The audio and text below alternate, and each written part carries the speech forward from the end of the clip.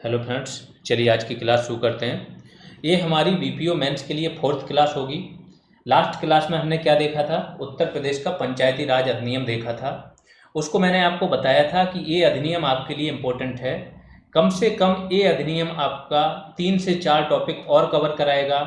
इसका सिंपल सा मतलब है कि 30 से 35% आपका पंचायती राज का सिलेबस सिर्फ इस अधिनियम से कंप्लीट हो जाएगा। कैसे? जैसे ये पंचायत है आपका, तो इसमें आप क्या पढ़ोगे? पंचायत के अधिकार, कर्तव्य, कृत्य, प्रशासन और संरचना। ये अलग से एक टॉपिक भी है उसमें, जो 16 टॉपिक हमने डिवाइड किए। तो वहाँ पे भी ये सारी चीज़ें काम आएंगी, यहाँ पे भी काम आएंगी, और यहाँ पे क्या होगा कि एक धाराएं भी आपको याद हो जाएंगी।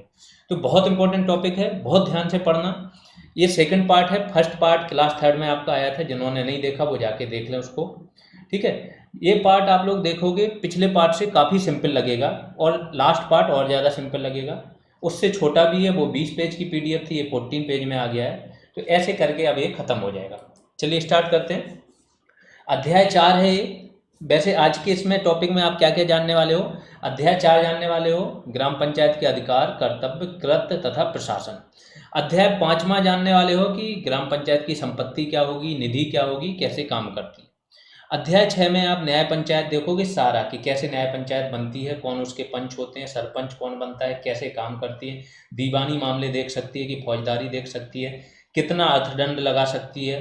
ठीक है, तो इनका प्रोसेस क्या है, क्रियाविधि क्या है। तो वो सारी चीज़ें डिटेल में हम न्याय पंचायत में देखेंगे। आज की क्लास में ये सारा सब कुछ आ जाएगा। यहाँ तक कि राज्य का जो वित्त आयोग है वो भी आज की क्लास में आ जाएगा। तो चलिए स्टार्ट करते हैं।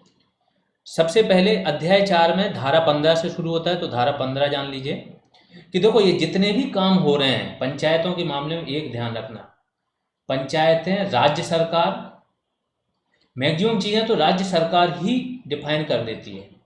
कुछ चीज़ों के लिए राज्य के विधानमंडल पे जाना पड़ता है, कानून पास कराना पड़ता है, नहीं तो मैक्सिमम चीज़ें डिसाइड कौन करती है? राज्य सरकार। तो सब राज्य सरकार के रहमो करम पे हो रहा है। ये हर जगह एक प्रकार का एक्सेप्शन रहेगा कि राज्य सरकार चाहे तो इसको ऐसा कर सकती है। ये चीज़ आएगा, मतलब ये होगा कि कोई हस्तक्षेप नहीं कर सकता है, लेकिन कौन? राज्य सरकार कर सकती है, ये ध्यान रखना। तो राज्य सरकार के निर्देशों के अधीन रहते हुए ग्राम पंचायत निम्नलिखित कार्यों का संपादन करेगी या कृत्यों का संपादन करेगी। तो अगर आपने 73वां 73rd कॉन्स्टिट्यूशनल अमेंडमेंट एक्ट पढ़ा हो, अब वो इसके लिए तो पढ़ा नहीं होगा, यहाँ तो और ज़्यादा डिटेल में पढ़ोगे। जिन लोगों ने यूपीपीसीएस या यूपीएससी के लिए पढ़ा होगा तो उनको पता होगा 29 विषय होते हैं जो ग्राम पंचायतों को मिले हैं, और 18 विषय मिले हैं आपके क्या, नगर पालिका वगैरह को। तो 29 विषय से रिलेटेड ही ये सारे कृत्य हैं यहाँ पे, कि क्या क्या कृत्यों का संपादन करेगी।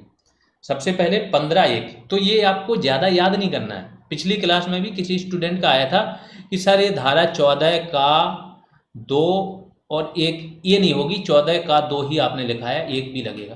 देखो इतना अंदर नहीं जाना, मैंने वहाँ पे भी बोला 14 और ज़्यादा से ज़्यादा 14 का, और अगर सब पार्ट है तो एक आध और चले जाओ, उससे ज़्यादा डीपली नहीं पूछेंगे। तो सेम यहाँ पे है कि 15 है, लेकिन उसका पहला पॉइंट है तो आपको याद करना है, कर लो, नहीं तो क्या है, लाइन से ये याद कर लो, अपने आप याद रहेगा कि 15 का 1 ये था, 2 ये था।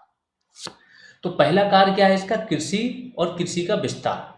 विस्तार क्या होता है? कृषि में new technology, new technology plus भूमि सुधार को अपनाना, तो कृषि और कृषि का विस्तार। दूसरा क्या है? भूमि विकास, चकबंदी, भू सुधार, यहाँ पे जमींदारी उन्मूलन भी आ जाएगा। ये दूसरा काम है ग्राम पंचायतों का। तीसरा क्या है? लघु सिंचाई परियोजना, जैसे तालाब वगैरह, तालाब, चेक डैम वगैरह, इनका निर्माण कराना। अगला कौन सा है? 15(4), पशुपालन, दुग्ध, कुक्कुट पालन, ये सब काम कराना। ये विषय है ग्राम पंचायतों के, इसके लिए फंड आता है, यही सारे काम होते हैं। बहुत ध्यान रखना, इनमें से पूछा जा सकता है, बहुत इंपॉर्टेंट है ये। अगला 15(5) क्या है? मत्स्य पालन, मछली पालन। 15(6) क्या है? सामाजिक और कृषि वानिकी। ये चीज़ बंदरोगा के टाइम पे भी बताई होगी कि सामाजिक वानिकी क्या होती है और कृषि वानिकी क्या होती है। कृषि वानिकी में खेत के साथ मेड़ों पे पेड़ लगा देते हैं, ठीक है, जो मेड़ होती हैं। और सामाजिक वानिकी में जो समाज समुदाय होता है, ग्राम समुदाय, वो साथ मिलके वानिकी करता है। फिर लघु वनोत्पाद। लघु वनोत्पाद क्या होते हैं? ये भी बंदरोगा वाले जान रहे होंगे। जैसे आपका तेंदुपत्ता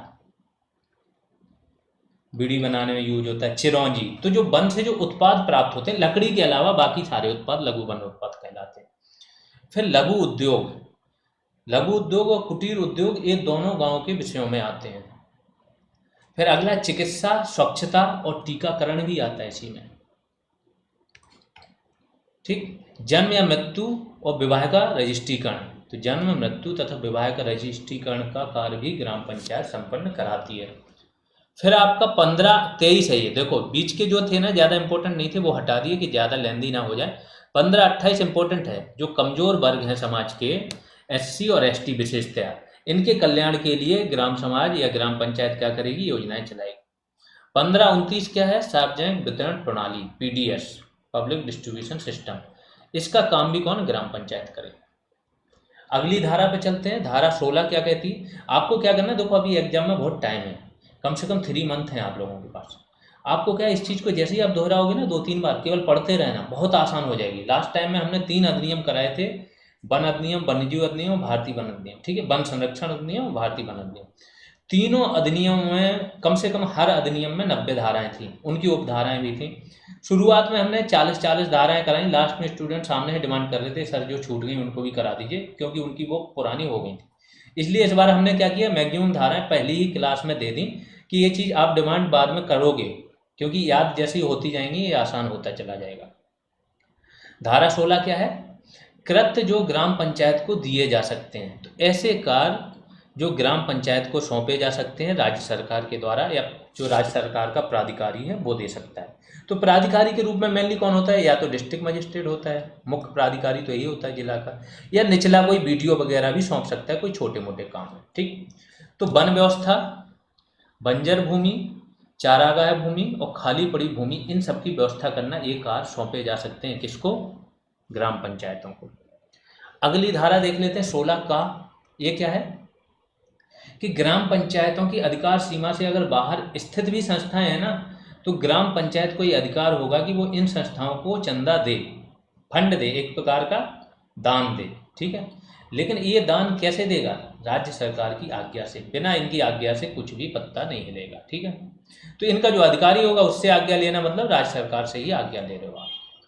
धारा 17 देख लेते हैं क्या है, जो सार्वजनिक सड़कें हैं गाँव की, जो पब्लिक रोड्स हैं, है ना, जलमार्ग हैं गाँव के, तथा अन्य मामलों के संबंध में ग्राम पंचायत के अधिकार दिए गए कि इनका निर्माण कर सकती है, रख रखाव कर सकती है, मरम्मत करा सकती है, ये सारे काम किसके हैं, ग्राम पंचायत।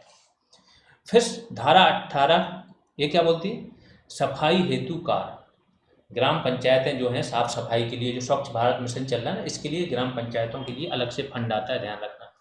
तो सफाई के लिए भी ग्राम पंचायतें क्या कार्य कर सकती हैं। कभी देखता है ड्राइव चलाती हैं एकदम सफाई, स्कूलों वगैरह के पास जाती हैं, पूरी एकदम से सफाई करा देंगी, तालाबों की सफाई करा देंगी, गलियों की सफाई करा देंगी, मच्छर जो है मारने वाली दवा छिड़क करा देंगे, ये सारे काम होते हैं।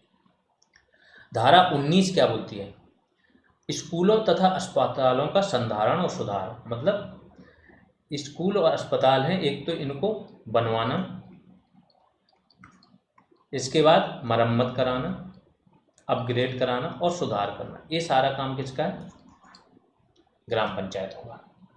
धारा 20 देख लेते हैं, कई ग्राम पंचायतों के किसी समूह के लिए संयुक्त प्राइमरी स्कूल, अस्पताल, औषधालय की स्थापना, सड़क और पुल बनाना, मतलब केवल एक ग्राम पंचायत की बात नहीं हो रही है, एक ग्राम पंचायत का अधिकार होगा कि अगर किसी एक के फंड में नहीं आ रहा है तो 2-3 ग्राम पंचायतें मिलकर आवेदन कर सकती हैं, तो 3 ग्राम पंचायतों के लिए क्या होता है, एक प्राइमरी, कॉमन प्राइमरी स्कूल बन जाता है, अस्पताल बन जाते हैं। ऐसे करके पहले होते थे, अब तो फंड इतना आने लगा कि हर ग्राम पंचायत में प्राइमरी स्कूल तो बन ही गया है। ठीक है, तो प्राइमरी स्कूल जिसको बोलेंगे संयुक्त प्राइमरी स्कूल, अस्पताल, औषधालय की स्थापना, सड़क और पुल का बनवाना, ये सारे काम भी होते हैं।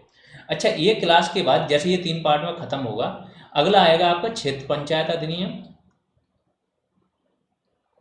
इसके बाद जिला पंचायत। ये दोनों क्या है, शॉर्ट में हो जाएंगी, एक क्लास, मैक्सिमम एक क्लास लगेगी इसको, और दोनों एक ही में वाइंड अप कर देंगे, क्योंकि इसमें हर एक क्लॉज में नहीं जाना है। इसमें ग्राम पंचायत के कृत्य क्या है क्या नहीं है इसमें तो नहीं होंगे, तो वो आपको नहीं जाने हैं कि क्षेत्र पंचायत के कृत्य वगैरह अधिकार, ये सब आपके उसमें नहीं, ग्राम पंचायत के मेनली है कोर्स में, इसलिए इसमें हम डिटेल में जा रहे हैं। ठीक है, अब आते हैं धारा 22, ग्राम पंचायत किन किन मुद्दों पर सिफारिश कर सकती है, बहुत इंपॉर्टेंट है। ठीक है, तो 22 का खा, पंचायत क्षेत्र में कार्य करने वाले, जो ग्राम पंचायत है उसमें कार्य करने वाले सिंचाई विभाग का जैसे एक कर्मचारी होता है, जैसे बोला जाता है पतरौल। पटवारी को तो सब लोग जानते हैं, लेखपाल। इसके डीबी के लिए लोग, डीबी चल रहा है, लोग बोल रहे हैं जिन लोगों का हो भी गया है कहीं अच्छी जॉब में या ज्वाइनिंग का वेट कर रहे हैं, वो इसके डीबी को स्किप भी कर सकते हैं, बाकी लोगों का भला हो जाएगा इससे। ठीक है। तो पटवारी चौकीदार को नियुक्त करने, स्थानांतरित करने अथवा बर्खास्त करने की सिफारिश कर सकती है। तो देखो इसके अधिकार कितने होते हैं। नियुक्त करने की भी सिफारिश कर सकती है, ट्रांसफ़र करने की भी सिफारिश और बर्खास्त करने की भी सिफारिश कर सकती है। लेकिन वो चीज़ होगी नहीं होगी, वो किसके हैंड में है? राज्य सरकार के जो अधिकारी हैं। ठीक है। ये यहाँ से सिफारिश भेज सकती है, इसका इम्पैक्ट पड़ता है।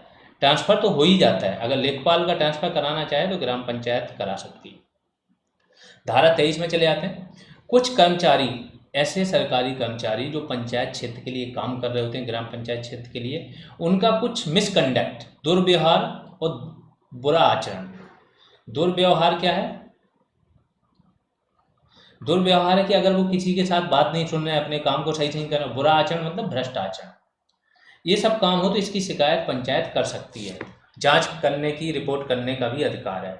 तो कुछ कर्मचारियों के गलत आचरण की जांच करने और रिपोर्ट करने का अधिकार है।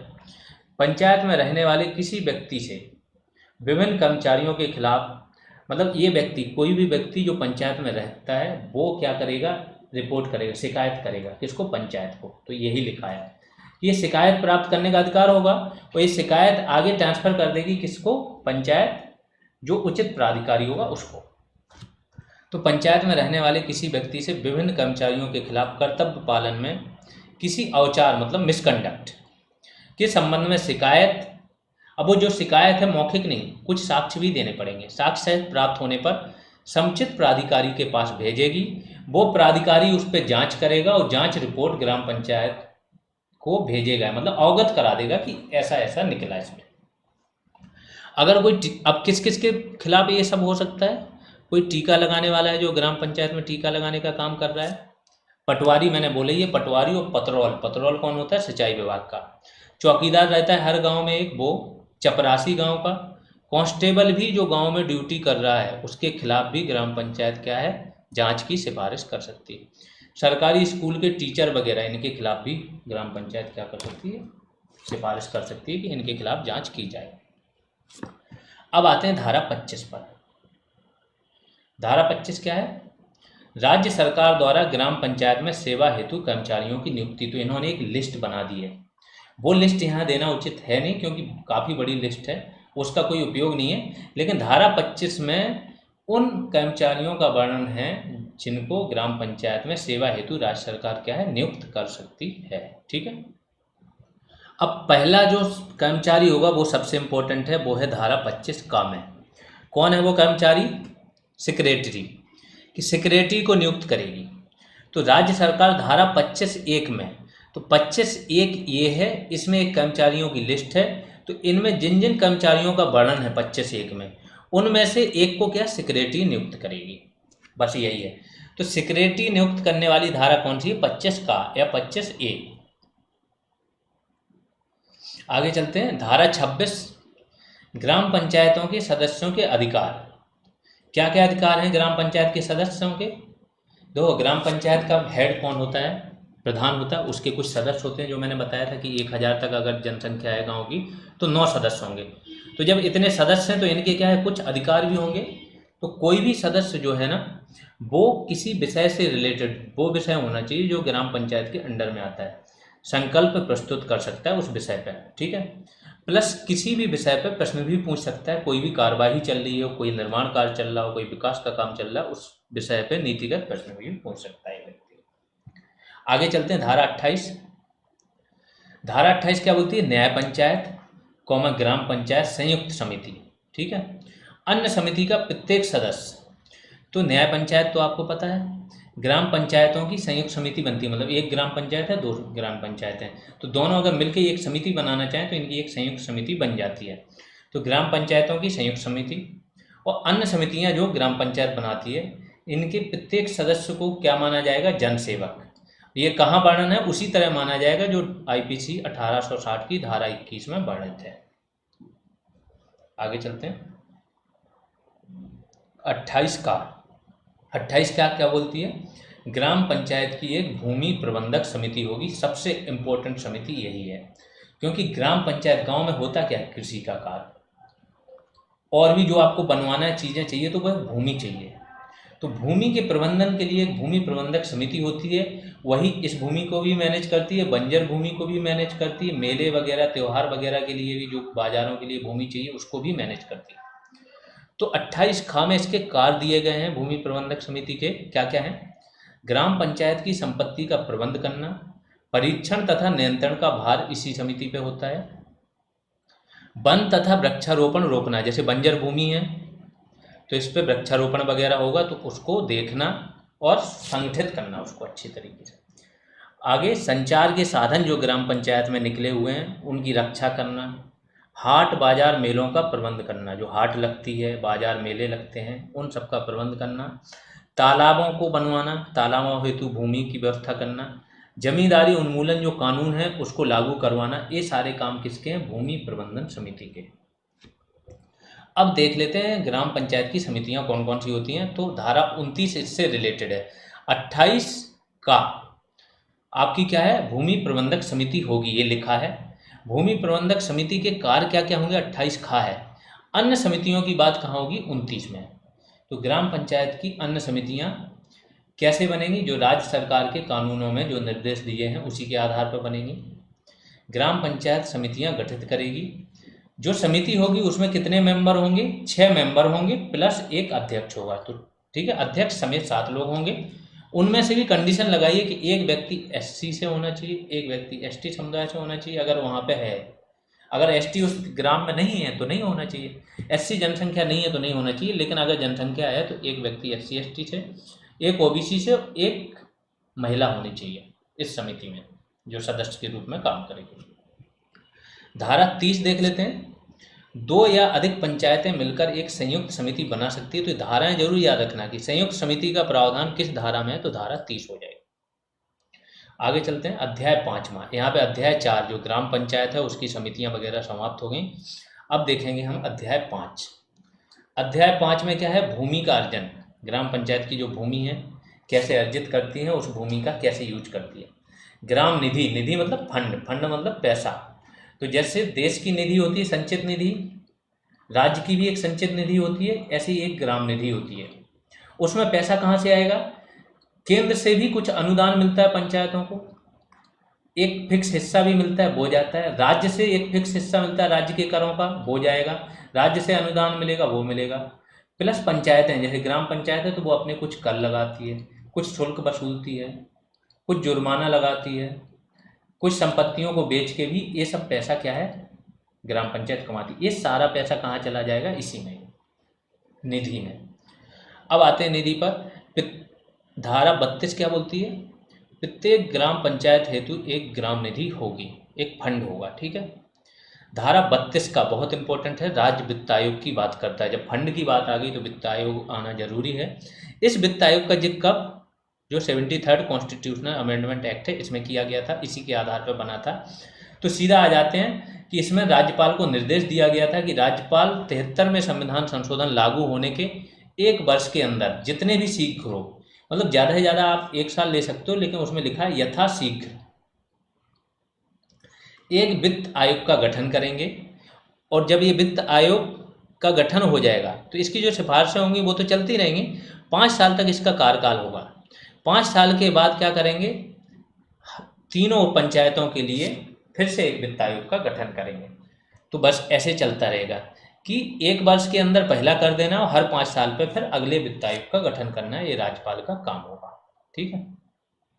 तो 73 में संविधान संशोधन लागू होने के 1 वर्ष के अंदर, उसके पश्चात प्रत्येक 5वें वर्ष के अवसान पर ग्राम पंचायत, क्षेत्र पंचायत और जिला पंचायत, इन तीनों की वित्तीय स्थिति का पुनर्विलोकन करने के लिए एक तो पुनर्विलोकन करेंगे, प्लस राज्यपाल को कुछ विषयों पे ये सिफारिश देंगे। जैसे केंद्र का वित्त आयोग है तो ये क्या काम करता है कि केंद्र और राज्यों के बीच में करों का बंटवारा कैसे हो, क्या फॉर्मूला अपनाया जाए जिससे केंद्र और राज्यों के बीच में करों का बंटवारा हो, केंद्र द्वारा राज्यों को अनुदान कैसे दिया जाए, किस बेस पे दिया जाए, इसका भी ये काम करता है। प्लस तीसरा काम ये क्या करता है, जो राष्ट्रपति इसको और अन्य चीज़ें दे, अन्य विषय दे, उस पर भी ये सुझाव देगा। चौथा काम क्या करता है कि राज्य की संचित निधि को कैसे इतना स्ट्रांग बनाया जाए कि वो पंचायतों को अनुदान वगैरह दे पाए, फंड दे पाए। ये केंद्र के होते हैं। सेम राज्य का जो वित्त आयोग है उसके क्या काम होते हैं, अभी यहाँ से समझ लो कि वो भी क्या करता है, राज्य के जो कर हैं उनमें पंचायतों को, तीनों स्तर की पंचायतों को किस हिसाब से कितना परसेंटेज जाना चाहिए, इसका डिसीजन मतलब एक प्रकार का सुझाव कौन देता है, राज्य का वित्त आयोग देगा। दूसरा देगा अनुदान का सुझाव। करों में हिस्सा तो इनका हक हो गया, अनुदान क्या है, हर साल डिसाइड होते हैं। तो अनुदान किस राज्य को कितना अनुदान दे दिया जाए, ये राज्यों, ये पंचायतों को लौटाना नहीं पड़ता। ठीक है, कर का हिस्सा भी नहीं लौटाना पड़ता, अनुदान भी नहीं लौटाना पड़ता, जो लोन देती है ना राज्य सरकार वो लौटाना पड़ेगा। ठीक, तो ये सारी चीज़ें कौन डिसाइड करता है, राज्य वित्त आयोग। देख लेते हैं क्या क्या काम है। तो राज्यपाल को निम्नलिखित विषयों पर सिफारिश करने हेतु एक वित्त आयोग का गठन करेंगे राज्यपाल। कौन कौन सी चीज़ें हैं, पहला है राज्य के करों का राज्य तथा तीनों पंचायतों के बीच वितरण। तो राज्य के जो टोटल कर हैं उनको किस हिसाब से तीनों पंचायतों के बीच बांटा जाए। ऐसे शुल्क, पथकर तथा फीस जो इन तीनों पंचायतों द्वारा लगाए जा सकेंगे। ये इंपॉर्टेंट है कि ये इंडिपेंडेंट चीज़ दे दी कि ऐसे कौन कौन से शुल्क होंगे, कर होंगे जो ये तीनों पंचायतें खुद लगाएंगी, खुद वसूल करेंगी और इन्हें किसी से भी उसको साझा ना करना पड़े। तीसरा क्या है, राज्य की संचित निधि से तीनों पंचायतों को अनुदान दिया जाए, इस पर भी ये सिफारिश करेगी। तो ये राज्य वित्त आयोग के सारे काम हैं और किन किन विषयों को ये देखते हैं वो भी आ गया। इनकी संरचना क्या होती है, एक अध्यक्ष होगा इसमें और 2 सदस्य होंगे, तो 1+2 की इसकी संरचना होगी। अब सीधा धारा 34 पे आ जाते हैं। क्या है ये धारा 34, ग्राम पंचायत में निहित संपत्ति, ये तो इसका टाइटल है। तो कौन कौन सी संपत्ति है जो ग्राम पंचायत में निहित होगी, इस पे बात करेंगे। तो ग्राम पंचायत के क्षेत्र में स्थित समस्त सार्वजनिक संपत्ति, बाजार, मेले जो ग्राम पंचायत की भूमि पर लगते हैं, उनके प्रबंधन, विनियमन, इन सब का अधिकार किसको होगा, ग्राम पंचायत को होगा। तो जो बाजार है, मेले हैं, सारी संपत्ति जो सार्वजनिक है ग्राम पंचायत के अंडर में आती है, इन सब का कैसे विनियमन किया जाए, रख रखाव किया जाए, किसको दिया जाए, किसको नहीं दिया जाए, कौन सा चीज़ में क्या सुधार करना, ये सारा काम ये कर सकती है, निर्णय ले सकती है। धारा 36 किससे रिलेटेड है, उधार लेने की शक्ति। ग्राम पंचायत उधार ले सकती है, लेकिन राज्य सरकार के निर्देशों के अनुरूप ही उधार ले सकती है। जो राज्य सरकार ने नियत प्राधिकारी किया उससे आज्ञा के बाद बैंकों से उधार ले सकती है विकास कार्यों के लिए। धारा 37 देख लेते हैं, ग्राम पंचायत द्वारा करों और शुल्कों का अधिरोपण। तो ग्राम पंचायत कुछ कर खुद से लगा सकती है और शुल्क भी वसूल कर सकती है। कर में अंतर है, कर में हर चीज़ हो, शुल्क में अगर वो काम आप करने जा रहे हो तभी आपको देना पड़ेगा। कर क्या होता है कि किसी चीज़ पर लगा दिया, जैसे बैल है तो बैल, आप पशु अगर कर रहे हो, पशु पे कर लगा दिया, आपके पास पशु है तो पर पशु के हिसाब से आपको कर देना है। लेकिन अगर मंदिर है और मंदिर में शुल्क लगा दिया है कि यहाँ आपको जाना है तो इतने रुपए शुल्क देना पड़ेगा, तो आपको फिर जब आप जाओगे तभी आपको देना है, ये चीज़ हो जाएगी। ठीक, अब ग्राम पंचायत द्वारा करों तथा शुल्कों का अधिरूपण किस किस चीज़ में, प्रेक्षागृह, चलचित्र, मनोरंजन, वाहन, पशु, हाट बाजार, मेले, वधशालाओं, जल शुल्क, साफ सफाई के लिए अलग से कोई कर लगा सकती है। इन सब पे ग्राम पंचायतें क्या है, शुल्क लगा सकती हैं और कर लगा सकती हैं, वसूल भी कर सकती हैं, जिससे इनकी निधि क्या होती है, मजबूत होती है। ये देखो नॉर्थ साइड तो ये कम दिखेगा, अगर आप ये चीज़ गुजरात चले जाओगे ना तो गुजरात में कुछ पंचायतें ऐसी हैं जो शहरों से ज़्यादा विकसित हैं। ठीक है, कुछ पंचायतें, भुज के पास है एक गाँव, वो तो पूरा NRI गाँव है, उसमें हर दुनिया के हर बड़े बैंक का आपको मिलेगा। और मुझे नाम याद नहीं आ रहा, मैं 2-3 गाँव कच्छ में विजिट करके आया हूँ, बहुत ही ज़बरदस्त गाँव है। गाँव मतलब शहर को मात देते हैं वो गाँव, चौड़ी एकदम सड़कें, चौराहे, पेड़, पार्क, हर चीज़ मिलेगी तुमको वहाँ पे, तालाब मिलेगा, गंदगी नाम की चीज़ नहीं मिलेगी। वो क्या करते हैं, गाँव के लोगों के ऊपर एक प्रकार का कर होता है, वो स्वैच्छिक कर होता है, गाँव के लोग खुद डिसाइड करते हैं कि हम अपनी उससे इतना देंगे, फिर उसी गाँव का विकास होता है, हर उस पर सोलर पैनल मिल जाएंगे आपको, है ना। तो इस तरीके से चीज़ें होती हैं। आगे चलते हैं, धारा 39, न्याय पंचायत के व्यय ग्राम निधि पर भारित होंगे। तो जो ग्राम पंचायत की फंड होगी, ग्राम निधि होगी, उसमें न्याय पंचायत के भी जो व्यय होंगे वो भारित होंगे, ये बात है। भारत मतलब इस पे मतदान नहीं होगा, ग्राम पंचायत का एक बजट भी होता है, ध्यान रखना। उस बजट में क्या होता है कि 1 सेकंड, 1/2 मतलब 50% से अधिक लोग तो प्रेजेंट होने चाहिए, तभी मतदान होगा। मतदान के लिए फिर सामान्य बहुमत होना चाहिए। सामान्य बहुमत ये होता है कि जितने लोग उपस्थित हैं, 10 लोग उपस्थित हैं तो इसमें से 6 लोगों को पक्ष में मतदान करना। इस प्रकार से हर साल ग्राम पंचायत का एक बजट पास होता है।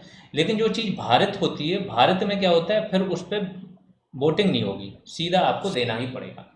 तो ग्राम निधि पे भारत होते हैं न्याय पंचायत के व्यय।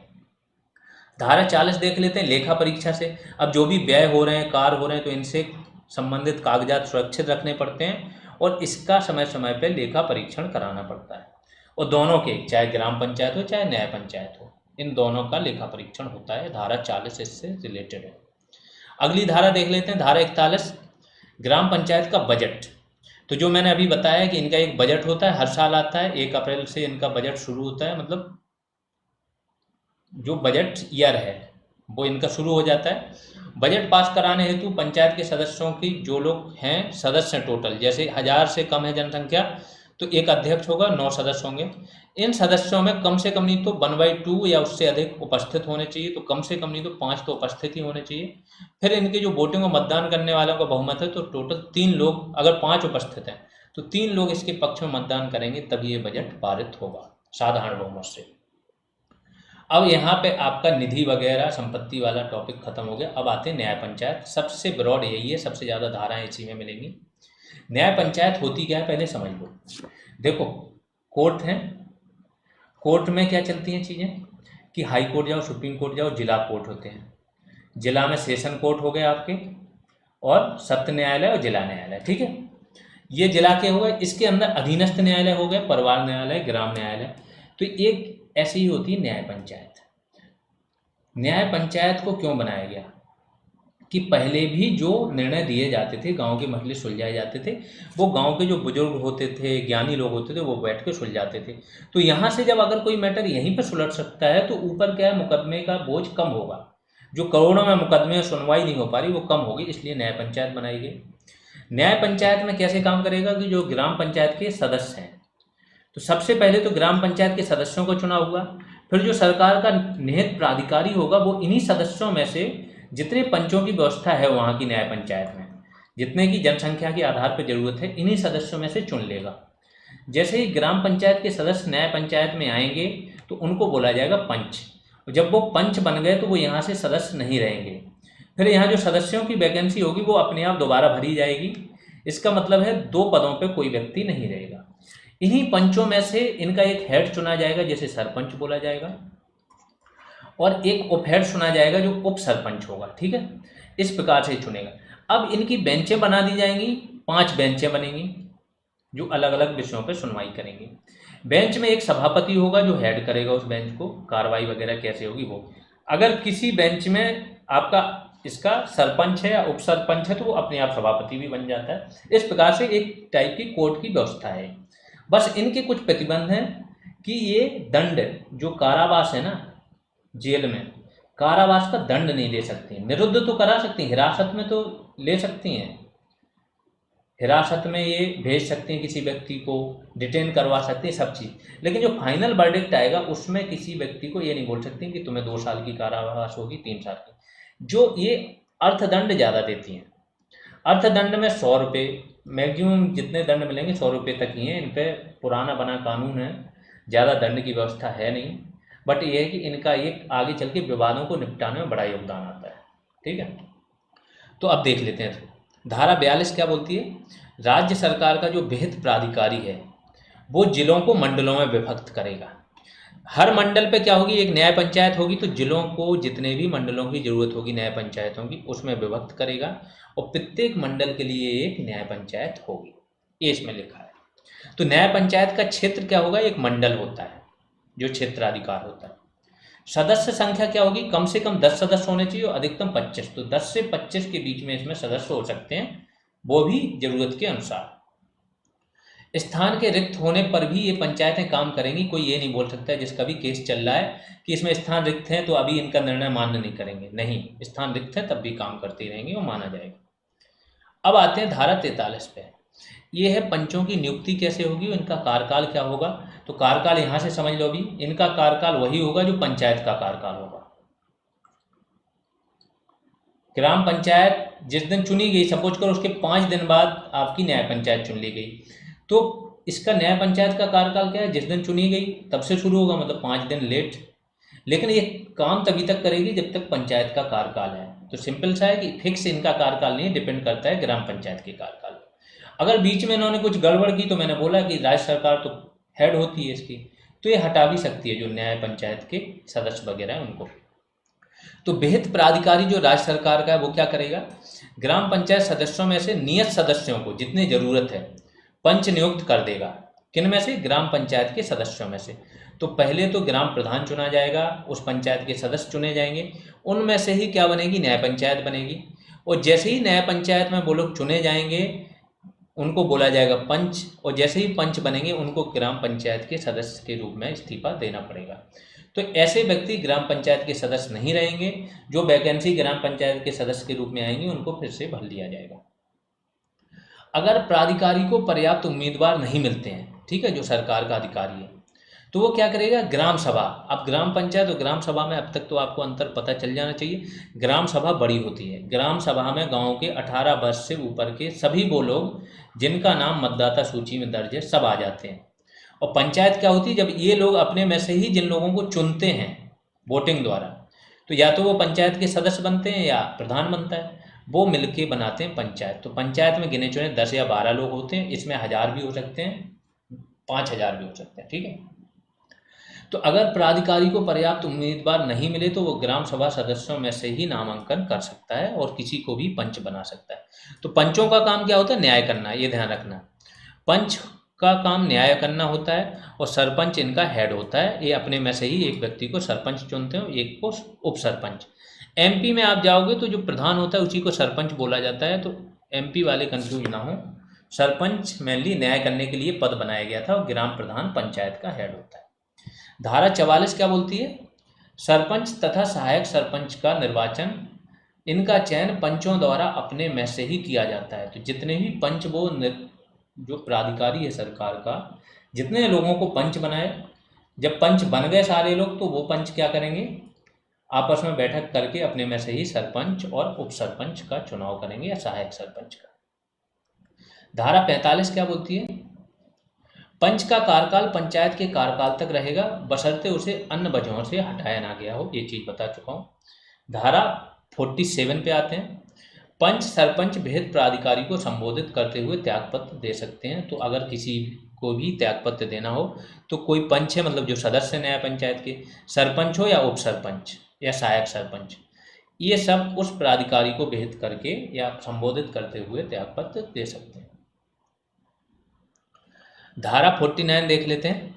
न्याय पंचायतों की बेंच होगी, जो मैंने बताया पहले कि 5 बेंचों का निर्माण करेंगे, सबको अलग अलग डिपार्टमेंट दे देंगे कि इससे रिलेटेड मामला आया तो आप सुनोगे, इससे रिलेटेड आया तो आप सुनोगे। बेंचों के निर्माण, कार्यप्रणाली से संबंधित विवाद पर विहित प्राधिकारी जो होगा इसका निर्णय अंतिम होगा। तो यहाँ पे भी सरकार ने अपने हैंड में रखी हैं चीज़ें कि बेंचों का निर्माण कैसे होगा, इनकी कार्यप्रणाली कैसे होगी, कैसे क्या करेगी। तो इनका अगर विहित प्राधिकारी समझो कि डीएम है तो उसका निर्णय ही अंतिम होगा। धारा 50 देख लेते हैं। सरपंच तथा सहायक सरपंचों के अधिकार इसमें वर्णित हैं, तो ये ज़्यादा नहीं थे, बस इतना जानो कि सरपंचों और सहायक सरपंचों के अधिकार से रिलेटेड धारा कौन सी है।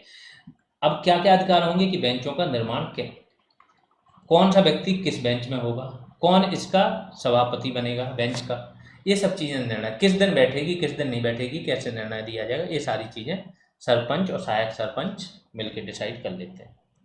धारा 51, अब ये बहुत इंपॉर्टेंट है, ये क्वेश्चन आ सकता है कि जो आपकी न्याय पंचायत होती है, क्या यह केवल दीवानी मामले सुनती है। दीवानी मामले मैंने बता दिया कि दीवानी मामले होते हैं जिनमें अर्थदंड ही दिया जाता है, कारावास वगैरह नहीं दिया जाता। दूसरी चीज़ छोटे मामले होते हैं, ठीक है, आर्थिक मामले, जैसे विवाह तलाक वगैरह, ये भी दीवाने आते हैं। विवाह तलाक, उत्तराधिकार, विरासत, है ना, ये सब चीज़ें दीवानी मामले हो गए। तो दीवानी और फौजदारी दोनों मामलों को सुनती है न्याय पंचायत, और इस न्याय पंचायत के समक्ष इन मामलों को प्रस्तुत किया जाता है। हाँ, अगर न्याय पंचायत को लगा कि ये मामला उसके अधिकार की सीमा से ऊपर है तो ये क्या करेगी, अपने से ऊपर के न्यायालय को भेज सकती है, ट्रांसफर कर सकती है। लेकिन इनके सामने मामले प्रस्तुत हो सकते हैं दोनों टाइप के, और कुछ मामलों में ये निर्णय भी देते हैं, चाहे फौजदारी हो चाहे दीवानी। धारा 54 देख लेते हैं। कोई न्याय पंचायत कारावास का मूल दंडादेश नहीं दे सकती। बस ये है कि आदेश नहीं दे सकती है कि इस व्यक्ति को 2 साल की कैद हुई या 1 साल कारावास का नहीं दे सकती, अर्थदंड लगा सकती है। धारा 55 अभियोग में हस्तक्षेप। अभियोग मतलब मुकदमा। तो मुकदमे में कब कौन सी अदालत हस्तक्षेप कर सकती है उसके बारे में है। तो सीधा लिखा है, कोई भी न्यायालय इस अधिनियम में अन्यथा उपबंधित, इस अधिनियम में जितने उपबंध हैं उसके अलावा, ठीक है, कि किन किन दशाओं में न्यायालय हस्तक्षेप कर सकता है, ये अधिनियम में लिखा है। उन दशाओं को छोड़कर उस न्याय पंचायत द्वारा परीक्षणीय किसी अभियोग में हस्तक्षेप नहीं करेगी। ठीक है, न्याय पंचायत जिस मुकदमे को देख रही है उस समय तो कोई हस्तक्षेप नहीं करेगी, केवल इन दशाओं को छोड़ के जिनका वर्णन इस अधिनियम में है। जैसे इसमें लिखा है कि कोई न्यायालय आईपीसी की धारा 431 या 447 है, इसके तहत अगर कोई अपराध हुआ है तो इसमें न्यायालय हस्तक्षेप कर सकता है, बाकियों में नहीं। धारा 56 देखते हैं, न्यायालयों द्वारा न्याय पंचायत को अभियोगों का स्थानांतरण किया जाना। मतलब जो ऊपर का हायर ज्यूडिशियरी है, जैसे डिस्ट्रिक्ट लेवल की, तो ये क्या कर सकती हैं, ये अगर देखेंगी कोई मामला इनके पास आया है लेकिन ये छोटे लेवल पे निपट सकता है, तो ये मामले को ट्रांसफर कर सकती है न्याय पंचायत को। यही इसमें लिखा है। दूसरा है धारा 58, सेम काम न्याय पंचायत कर सकती है, अब कुछ मामलों को ऊपर भेज सकती है कि न्याय पंचायत द्वारा मुकदमों का न्यायालयों को स्थानांतरित किया जाना, अन्य न्यायालयों को। अगर कोई विचाराधीन, अगर अब किस किस बेस पे ये ऊपर ट्रांसफर कर सकती है, तो अगर कोई विचाराधीन मुकदमा अधिकार क्षेत्र से बाहर का हो या फिर अपराध हेतु पर्याप्त दंड न दे पाए। अगर मतलब ये जो आपकी न्याय पंचायत है तो इसको तो पता है कि किसी को कारावास का दंड दे नहीं सकते हैं, रुपए में भी दंड देने की एक सीमा लगी हुई है, और उसका अपराध बड़ा है तो ये क्या सोचेगी कि इसका अपराध है, हम तो दंड दे नहीं पाएंगे, तो हम क्या करेंगे, ये ट्रांसफ़र कर देगी ऊपरी अदालत को। तो इसने अगर जिला अदालत को कर दिया तो जिला अदालत को तो मृत्युदंड देने तक का भी अधिकार है, तो वहाँ पे उसको समुचित न्याय मिल सकता है। आगे चलते हैं। धारा 59, कुछ व्यक्तियों का परीक्षण न्याय पंचायत द्वारा नहीं किया जाना। मतलब इसमें कुछ व्यक्तियों का बोला है कि इनका मुकदमा न्याय पंचायत में नहीं चलेगा। कौन कौन से हैं या कौन कौन सी कंडीशन है जब ये नहीं चलेगा। तो अगर कोई व्यक्ति ऐसा है जिसको पहले किसी न्यायालय ने 3 वर्ष या उससे ज़्यादा की सज़ा दे दी, तो ये पता ही है कि हैबिचुअल ऑफेंडर्स है, इसको न्याय पंचायत क्या दंड देगी। अगर देगी तो इसके साथ क्या होगा, न्याय थोड़ी होगा जो व्यक्ति जिसके खिलाफ अन्याय हुआ है, क्योंकि न्याय पंचायत ने उस पर 100 रुपये का जुर्माना लगा दिया, उसको तो फर्क ही नहीं पड़ रहा, पहले ही वो 3 साल से ज़्यादा का कैद लेके आया, तो इनका मामला सीधा न्यायालय में जाएगा। अगर कोई व्यक्ति चोरी करते हुए, जुआ खेलते हुए पकड़ा गया दूसरी बार, एक बार दोषी ठहरा दिया गया, दंडित हो चुका हो, दूसरी बार पकड़ा दिया गया, तो अब ये मामला सीधा न्यायालय में जाएगा, इसको न्याय पंचायत नहीं सुनेगी, क्योंकि यहाँ पे भी वही बात हो गई है कि ये समुचित दंड नहीं दे सकती इसको। अगर कोई व्यक्ति जनसेवक हो, तो जो मैंने बताया कि जितनी भी समितियां हैं उनका सदस्य हो, न्याय पंचायत का हो, संयुक्त समिति का, तो इन सबको क्या है, जनसेवक बोला जाएगा। इन जनसेवकों के खिलाफ भी क्या है, मुकदमा नहीं सुन सकती, जो आईपीसी 1860 की धारा में वर्णित है। अब धारा 60 देख लेते हैं। कोई फरियादी है जो न्याय पंचायत में गया है, अब फरियादी वहाँ फरियाद लेके गया है, उसमें मुकदमे उसका कुछ खर्च हुआ है, पैरवी में खर्च हुआ, समय खर्च हुआ, तो इस खर्च को निकालने के लिए क्या कर सकती है न्याय पंचायत, कि जिस व्यक्ति ने जुर्म किया है उस पर दंड लगाएगी, उस दंड का कुछ भाग बोलेगी कि इस व्यक्ति को, फरियादी को दिया जाए, जिससे कि इसका ये खर्च वगैरह निकल पाए। ये काम भी इसको कर सकती है, मतलब अधिकार दिया गया है।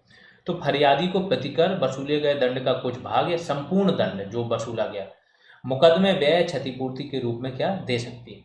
अब इसका उल्टा हो गया, एक तो यहाँ फरियादी की बात हो रही है, यहाँ अभियुक्त की बात हो रही है। अभियुक्त मतलब जिस पे क्या आरोप लगे हैं, लेकिन आरोप तो लगे, वो आरोप सिद्ध नहीं हो पाए, या ये हो गया सिद्ध कि ये झूठे आरोप थे, तो इसका भी तो लॉस हुआ। तो इस व्यक्ति पे भी प्रतिकर, मतलब इस व्यक्ति की क्षतिपूर्ति के लिए भी जिसने भी झूठे आरोप लगाए हैं उस पर प्रतिकर लगाने की बात कर सकती है कौन, न्याय पंचायत। आगे चलते हैं। धारा 77 देख लेते हैं। बेंच अपने सदस्यों में से एक व्यक्ति को बेंच के सभापति पद हेतु चुनेगी। तो ये सभापति की बात कर रही 77। पंच याद रखना न्याय से रिलेटेड है, न्याय पंचायत से। पंच और सरपंच ये सब न्याय पंचायत हैं और सभापति भी न्याय पंचायत से रिलेटेड है। तो जो पंच हैं वो अपने में से क्या करेंगे, पहले तो जो पंच बन गए उनकी मिला के 5 बेंचें बना दी जाएंगी। अब एक बेंच में जितने भी सदस्य हैं वो मिलके अपने में से एक को सभापति बनाएंगे।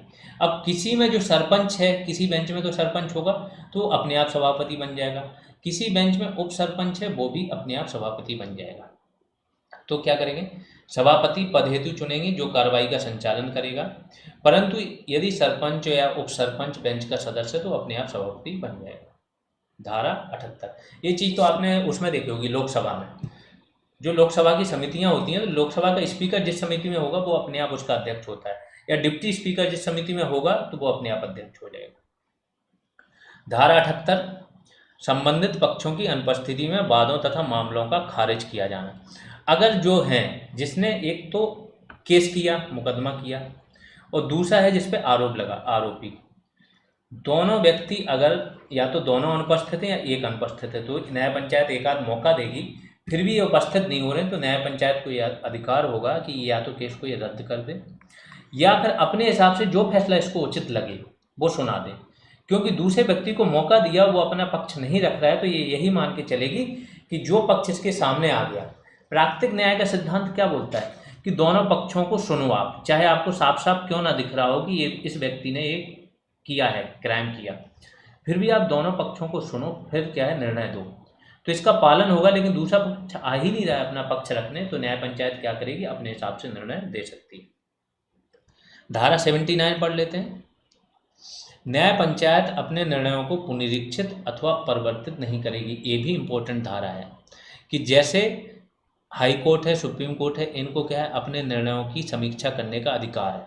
मतलब ये अपने निर्णय को नॉर्थ टू साउथ भी बदल सकते हैं। आज इन्होंने बोल दिया कि नहीं यही सबसे देश के लिए सबसे इम्पोर्टेंट है, अगले दिन ये वो चीज़ बोल सकते नहीं, इससे ही सबसे ज़्यादा लॉस हो रहा है, तो उस दिन से वही कानून बन जाता है। लेकिन यहाँ ऐसा नहीं है, न्याय पंचायत अपने निर्णयों को पुनरीक्षित और परिवर्तित नहीं कर सकती है, सिर्फ जो लिपकीय त्रुटि हुई है उसको सुधार कर सकती है। लिपकीय त्रुटि मतलब जो प्रिंट हो रहा है, लिख रहा है जो व्यक्ति, उसने अगर कोई एरर कर दी मुकदमे में लिखने में तो वो केवल दूर कर सकती है, लेकिन इसका पुनरीक्षण नहीं कर सकती। धारा 80 देख लेते हैं। न्याय पंचायत के समक्ष विधि व्यवसायी पैरवी नहीं करेंगे। जो प्रैक्टिशनर हैं, लीगल प्रैक्टिशनर, जो वकील हैं, वो न्याय पंचायत के सामने आके प्रैक्टिस नहीं करेंगे, क्योंकि न्याय पंचायत में कोई जज थोड़ी बैठे हैं जो कानून पढ़ के आए हैं, ये तो पंचायत के मेंबर बैठे हैं। अब इनके सामने कोई वकील आ जाएगा, वकील तो धो देगा इन लोगों को, जैसा चाहे मामले को पलट देगा, तिरछा कर देगा, है ना। तो सीधा बोला है कि इनके सामने क्या होगा, कोई विधि व्यवसायी नहीं आएगा, कॉमन लोग ही अपना पक्ष रखेंगे। लेकिन अगर यहाँ पे भी बट लगा है। बट क्या है कि अगर किसी व्यक्ति ने ऐसा क्राइम किया है कि न्याय पंचायत ने उसको डिटेन करने, अरेस्ट करने का, अभिरक्षा या निरुद्ध करने का क्या कर दिया है, पहले ही बोल दिया कि इसको डिटेन कर लो पहले, फिर हम इसकी जांच करेंगे। अब आप लोग बोलेंगे कि ये दंडादेश कारावास का नहीं दे सकते हैं, कारावास का दंडावेश नहीं दे सकते हैं। तो ये दंडावेश आप जानते हैं क्या होता है? दंडादेश ये होता है फाइनल आदेश कि आपको इतने साल की सज़ा दी जा सकती है कारावास की। फाइनल आदेश तो नहीं दे सकते, लेकिन जब तक जांच चल रही है, साक्ष्य इकट्ठे करने, डिटेन तो कर सकते हैं, है ना। तो यही चीज़ यहाँ बोली गई कि बंद करने, अभिरक्षा कस्टडी में लेने या डिटेन करने के लिए अगर किसी व्यक्ति को किया गया है, तब इसका वकील क्या है, पैरवी भी कर सकता है, परामर्श भी दे सकता है। आगे चलते हैं। धारा 83, सच्चाई का पता लगाने के लिए प्रक्रिया और अधिकार। तो ये क्या है कि अगर न्याय पंचायत को किसी भी केस की सच्चाई का पता लगाना है तो उसको कुछ अधिकार होंगे। तो उसकी प्रक्रिया क्या होगी, साक्ष्य मंगा लेंगे किसी से जो उसने बयान दिया उस पर हस्ताक्षर कराने का। तो ये सारा वर्णन है आपका धारा 83 में। धारा 84 क्या बोलती है, ये भी इंपॉर्टेंट है, ध्यान रखना कि जितने भी सारे पंच हैं इनके बीच में अगर मतभेद हो गया तो फिर बहुमत से ही कोई फैसला या आदेश पारित होगा। धारा 85, न्याय पंचायत से मुकदमों को स्थानांतरित करने का उच्च न्यायालय का अधिकार। देखो उच्च न्यायालय, हाई कोर्ट आपका इसके अंडर में सब आ जाते हैं, जितने भी प्रदेश के अंदर न्यायालय होते हैं। और हर वो चीज़ इनको सुनने का अधिकार है, ट्रांसफ़र करने का अधिकार है और इसका स्क्रूटनी करने का भी अधिकार है हाई कोर्ट को। इनसे बड़ा नहीं होता है कोई राज्य लेवल पे। दूसरा चीज़, जो अधिकरण होते हैं, अर्ध न्यायालय होते हैं, तो कुछ कानूनों में ऐसा लिख दिया था हमारे केंद्र सरकार ने, संसद ने, कि एक कानून की केवल एकमात्र सुनवाई सुप्रीम कोर्ट में हो सकती है। ठीक है, जो अधिकरण होते हैं 323A के तहत, अनुच्छेद 323A के तहत। तो इन अधिकरणों में ऐसा जब लिखा था, लेकिन इसके बाद सुप्रीम कोर्ट ने अपना निर्णय दिया कि जो अर्ध न्यायालय होते हैं या जितने भी अधिकरण होते हैं वो अर्ध न्यायालय होते हैं। अर्ध न्यायालय यहाँ तक कि वो जो आपका स्पीकर भी होता है वो भी अर्ध न्यायालय की तरह कार्य करता है। और इनके मामलों को आप कहाँ कर सकते हो? हाई कोर्ट में जा सकते हो, क्योंकि हाई कोर्ट इनके ऊपर होता है। आगे चलते हैं, धारा 88, न्याय पंचायत द्वारा सिविल वादों का खारिज किया जाना। तो न्याय पंचायत जो है, कई सिविल सूट्स ऐसे होते हैं, अगर न्याय पंचायत को लगे कि ये थोड़ा गलत उस पर बेस पे दायर किए गए हैं, किसी व्यक्ति को बदनाम या अपमान करने या परेशान करने के पर्पज से किए गए, तो वो इन वादों को क्या है, खारिज कर सकती है। अगला धारा 89, जो न्यायिक मजिस्ट्रेट होता है उस जिला का। यहाँ तो क्या किया, डिस्ट्रिक्ट को इन्होंने मंडलों में डिवाइड कर दिया, अलग अलग मंडल हेतु क्या न्याय पंचायत बना दी। लेकिन ये भी इसके ऊपर तो बैठा है ना, पढ़ा लिखा जज बैठा है ना, जिसने PCS जे की परीक्षा निकाली है, जिसको कानूनी दाव पेच हर चीज़ पता है।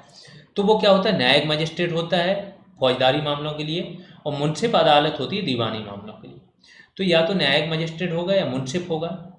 ये क्या करेगा कि अगर किसी न्याय पंचायत ने कोई निर्णय दे दिया है, उस निर्णय के खिलाफ कोई अपील गई है, या इसको खुद से ही लग गया कि ये निर्णय जो है वो इन्होंने अधिकार क्षेत्र से बाहर जाके दिया, या इस निर्णय में न्याय हुआ ही नहीं, अन्याय हुआ, सारी चीज़ें हुई, ठीक, तो वो क्या करेंगे, इससे संबंधित सारे अभिलेख अपने पास मंगा सकते हैं, और कुछ उन्हें गड़बड़ लगता है तो वो नया आदेश पारित कर सकते हैं। तो ये ऐसा नहीं है कि न्याय पंचायत के ऊपर कोई है नहीं, न्याय पंचायत के ऊपर जस्ट आपके डिस्ट्रिक्ट के कोर्ट शुरू हो जाते हैं। तो अगर न्याय पंचायत ने कोई भी मामले पर निर्णय दे दिया तो 60 दिनों के भीतर अपील दायर की जा सकती है। फिर इसके बाद ये कोर्ट देखेंगे, इनसे संबंधित अभिलेखों को मंगा सकते हैं, और यदि उन्हें यह प्रतीत होता है कि अन्याय हुआ है तो वह ऑर्डर जारी कर सकते हैं। ऑर्डर में क्या क्या हो सकता है, या तो पूरे मामले को खारिज कर सकते हैं, या आंशिक भाग जो उन्हें लग रहा है ये गलत है उसको खारिज कर सकते हैं, या नए सिरे से सुनवाई करके नया निर्णय दे सकते हैं। ये सारा आपका ऊपर की अदालतों का काम है। अगली धारा देख लेते हैं, धारा 94 का। इसमें क्या है, कंटेम्प्ट ऑफ कोर्ट। अगर न्याय पंचायत के जो सदस्य हैं या उन्होंने जो निर्णय दिया है उसको कोई मान नहीं रहा है, हस्ताक्षर नहीं कर रहा है, निर्णय की आलोचना कर रहा है, सदस्यों को भला बुरा बोल रहा है कि ये सदस्य खराब हैं, है ना, बोल लेते हैं ना, जजों पे भी आजकल लोग बाग बहुत खराब खराब बोलते हैं, ये तो न्याय पंचायत के सदस्य हैं। तो इसमें इनको कार्रवाई करने का क्या है, अधिकार है। लेकिन ये क्या है, केवल 10 रुपये तक का अर्थदंड दे सकती हैं। तो बहुत ही छोटी चीज़ है, बट है, एक प्रोसेस है कि हाँ, कंटेम्प्ट का काम ये खुद कर सकती हैं। तो ये पूछा जा सकता है कि क्या न्याय पंचायतों को अपने कंटेम्प्ट के लिए कुछ कार्रवाई करने का अधिकार है, तो हाँ बिल्कुल है, धारा 94 का इसी से रिलेटेड है। ठीक है, यहाँ पे आपका ये सेकंड पार्ट खत्म होता है। इसके बाद एक थर्ड पार्ट आएगा, वो इससे भी आसान होगा और उसमें भी कम धाराएं रहेंगी। फिर यहाँ पे ये चीज़ें आपकी खत्म हो जाएंगी। ये बैचेज की जानकारी है कि जो BPO का आपका बैच चल रहा है, ठीक है, 299 इसकी फीस है। अगर आप चाहते हो कि सारी PDFs वगैरह आपको सब चीज़ मिल जाए तो आपको पेड बैच में मिल जाएंगी वो सारी चीज़ें, प्लस आगे चल के टॉपिक वाइज MCQ जो वहाँ पे होंगे, टेस्ट होंगे, फुल टेस्ट होंगे, टास्क दिए जाएंगे, करंट अफेयर्स से उनको ऐड कराया जाएगा, वैल्यू एडिशन भी जो आना होगा, वो सारी चीज़ें, मतलब ऐसे एक्टिविटीज़ होती रहती है कि आपको एक इंगेज रखा जाता है जब तक आपका एग्जाम ना हो जाए। तो कई बार आपका रिवीजन हो जाता है और बहुत सारा फ़ायदा हो जाता है। तो अगर आप पेड बैच में जाना चाहते हो तो उसके लिए क्या करना है आपको, ये नंबर दिया गया, एक मिनट, उसके लिए मैं नंबर बता दे रहा हूँ, ये गलत शायद जानकारी दे दी गई, 8586982085। इस नंबर पे आपको फ़ोनपे या पेटीएम करना है, नाम मिला लेना, करण कुमार आएगा। फीस पे करके आप स्क्रीनशॉट भेज सकते हो, किस नंबर पे, जो GS रेवोल्यूशन ग्रुप है उसमें किसी भी एडमिन को भेज सकते हो, ठीक है, टेलीग्राम पे। चलिए अभी के लिए इतना ही, धन्यवाद।